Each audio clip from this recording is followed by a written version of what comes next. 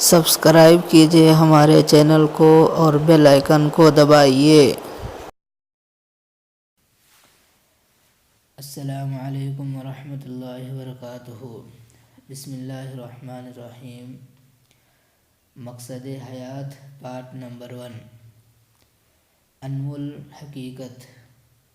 انسان جس راستے پر چلتا ہے اسے اس راستے کے ذرات بھی نظر آتے ہیں، اور جس راستے پر نہیں چلتا اس کے پہاڑ بھی نظر نہیں آتے۔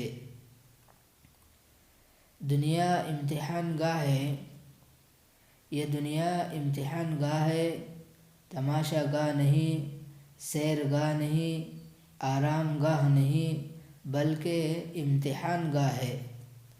افسوس کہ ہم نے اس کو چراہ گاہ بنا لیا ہے۔ زندگی کا مقصد زندگی اللہ کی بندگی اور مقصد حیات اللہ کی یاد ہے۔ بندہ وہ ہوتا ہے جس میں بندگی ہو، ورنہ تو سراسر گندہ ہوتا ہے، جھوٹ اور فریب کا پلندہ ہوتا ہے۔ قرآن آب حیات ہے۔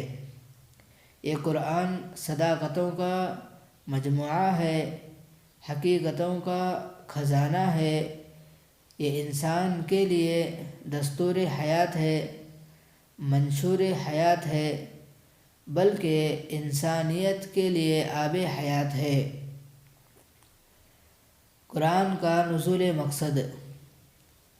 قرآن اللہ رب العزت نے اس لیے اتارا ہے کہ ہم اس کو پڑھیں اور اس کے مطابق اپنی زندگی بسر کریں۔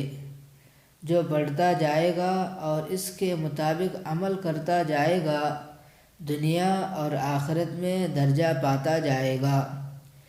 یہ قرآن تجھے عزت و وقار دے گا، تیرے ظاہر و باطن کو نکھار دے گا۔ یہ کتاب انسان کی شخصیت کو ثقیل کرنے کے لیے آئی ہے، آئینے کی طرح بنانے کے لیے آئی ہے۔ یہ انسان کے دل کی میل دھونے کے لیے آئی ہے۔ انسان اس کے مطابق اپنی زندگی بسر کرے تو اللہ رب العزت کی مدد شامل حال ہوتی ہے، اور جب اللہ رب العزت کی مدد اترتی ہے تو انسان کی کشتی کنارے لگ جایا کرتی ہے۔ فرمایا کتنی بار ایسا ہوا ہے کہ ایک تھوڑی جماعت بڑی جماعت پر غالب آ گئی، یعنی کتنی بار ایسا ہوا ہے کہ اللہ تعالیٰ نے چڑیوں سے باز مروا دیے۔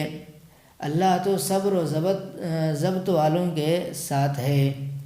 بس اللہ سے دعا ہے کہ اللہ تعالیٰ مجھے اور آپ کو ان باتوں میں عمل کی توفیق عطا فرمائے۔